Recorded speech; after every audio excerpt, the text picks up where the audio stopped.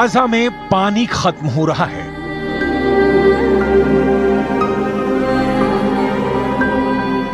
Gaza में खाना खत्म हो रहा है।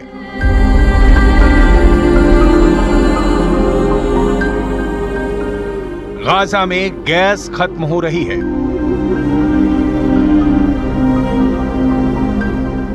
गाजा में बिजली खत्म हो चुकी है।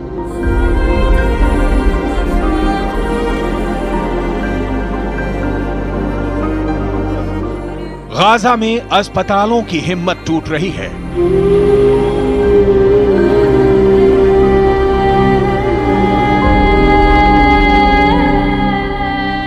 गाजा के मुर्दा घरों में लाशें ही लाशें हैं।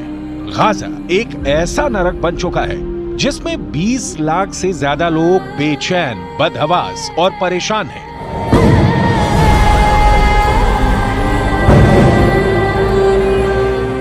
गाजा के लोग भागना चाहते हैं,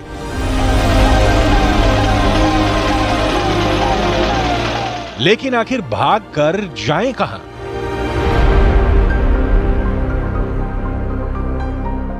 एक तरफ समंदर है, दूसरी तरफ इजराइल है।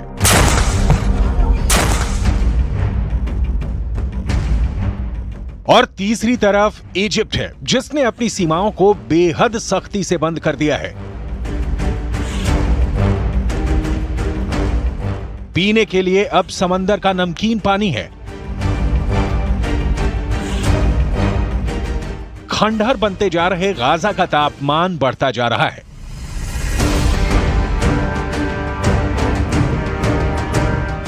हर एक छत हर एक दिन बीतने के साथ तबाह हो रही है।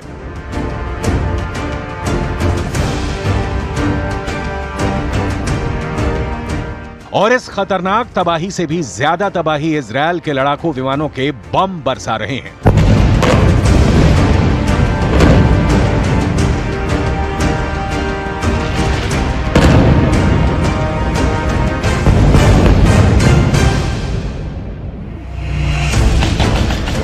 इन सबके बीच वेस्ट एशिया के अंदर इजराइल ने तूफान मचा दिया है।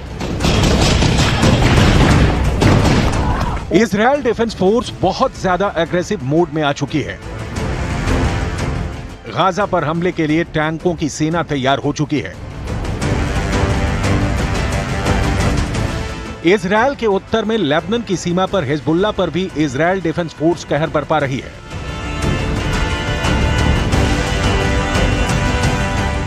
और उत्तर में ही मौजूद सीरिया के बॉर्डर पर भी इजराइल मुंह तोड़ जवाब दे रहा है।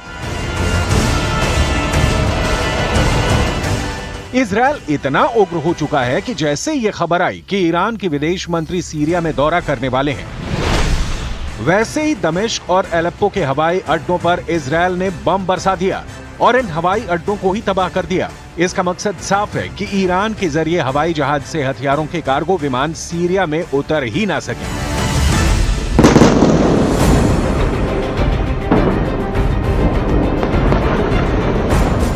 क्या वर्ल्ड वॉर शुरू हो चुका है? इस सवाल का जवाब बहुत सारे एक्सपर्ट्स हां में भी देने लगे हैं। लेकिन इस वर्ल्ड वॉर की धुरी गाजा पट्टी बन जाएगी, इसका अंदाजा किसी को नहीं था।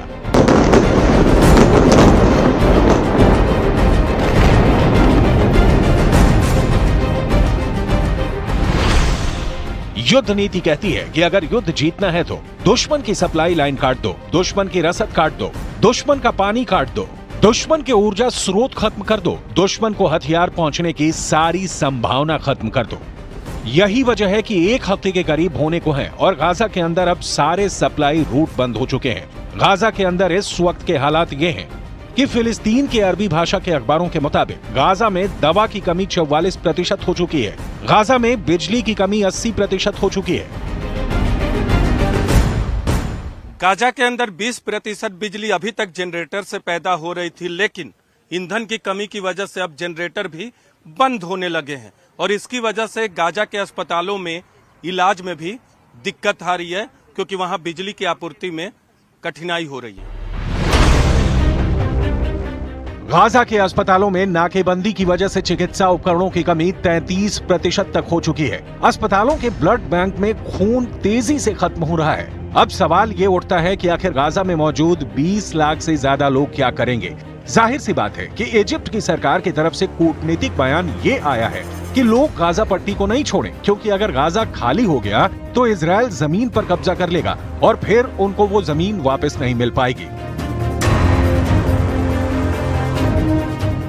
ऐसे में अगर गाजा के लोग जहां हैं वहीं रहेंगे तो जाहिर सी बात है कि फिर ये गाजा के लोग या तो ह्यूमन शील्ड बनेंगे, यानी मानव कवच बन जाएंगे, जिसका इस्तेमाल या तो हमास के लड़ाके करेंगे या फिर ये लोग भी युद्ध में शामिल हो सकते हैं। इस आशंका से इनकार नहीं किया जा सकता है कि हमास गाजा के लोगों को भी युद्ध लड़ने के लिए मजबूर कर दे। मैं इस वक्त इजराइल के जेरौत में हूं। दरअसल खून इजराइल में भी बह रहा है और गाजा में भी, लेकिन असल खूनी खेल तब खेला जाएगा जब इजराइल की सेना गाजा शहर में पहुंचेगी और वहां दोनों पक्षों की तरफ से शहरी युद्ध होगा, यानी गुरिल्ला वॉर होगा गाजा शहर के शहरी इमारतों में। दूसरे विश्व युद्ध में ऐसा ही रूस के अंदर लेनिनग्राद और बर्लिन में भी हुआ था। ये एक अर्बन वॉरफेयर था जिसमें लेनिनग्राद और बर्लिन के अंदर इमारतों के अंदर से खूनी जंग लड़ी जा रही थी।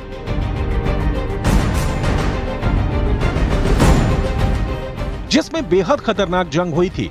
हिटलर जैसे तानाशाह की मजबूत आर्मी भी इस अर्बन वॉरफेयर यानी शहरी युद्ध को नहीं झेल सकी थी।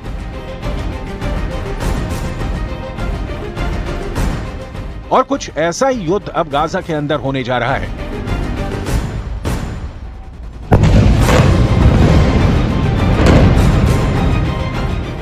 जिन इमारतों को इजरायल ने हवाई हमले करके खंडहर में तब्दील कर दिया है, उसी इमारतों के अंदर से हमास के आतंकी खतरनाक गुरिल्ला युद्ध छेड़ने वाले हैं, जिसका अंजाम क्या होगा ये कहना इतना आसान भी नहीं है।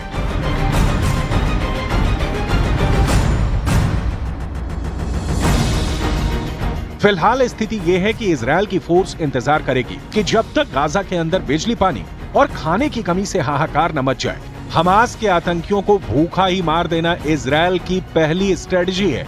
इसीलिए गाजा के बॉर्डर पर सेनाएं खड़ी हैं और तब तक युद्ध शुरू नहीं करेंगी जब तक मोसाद के एजेंट उनको दुश्मन की सही जानकारी न मुहैया करवा दें। और इसीलिए ये युद्ध अभी लंबा खींचेगा, क्योंकि गाजा के अंदर घुसकर वहां सुरंगों में घुसे आतंकियों के जाल में फंस जाने का डर भी इजरायल को है। यही वजह है कि इजरायल एक एक कदम फूंक फूंक कर रख रहा है। इजरायल इस बात को समझ चुका है कि गाजा की लड़ाई कठिन है, इसलिए इजरायल ने अपनी आर्मी की फुल स्ट्रेंथ बुला ली है। इजरायल की आर्मी में दो तरह के सैनिक हैं। पहले सैनिक इजरायल की एक्टिव आर्मी और दूसरे सैनिक हैं इजरायल की रिजर्व आर्मी। इजरायल के अंदर 50 साल से कम उम्र के लोग रिजर्व आर्मी के सदस्य होते हैं। सामान्य परिस्थितियों में इनमें से ये रिजर्व आर्मी साल में एक बार इजरायल के रक्षा मंत्रालय को रिपोर्ट करती है, लेकिन अब इजरायल ने अपनी 3/4 रिजर्व फोर्स को बुला लिया है। यानी इजरायल की 3,60,000 की रिजर्व आर्मी और इजरायल की 1,50,000 की एक्टिव आर्मी को मिलाकर इजरायल कुल 5,10,000 सैनिक बुला चुका है।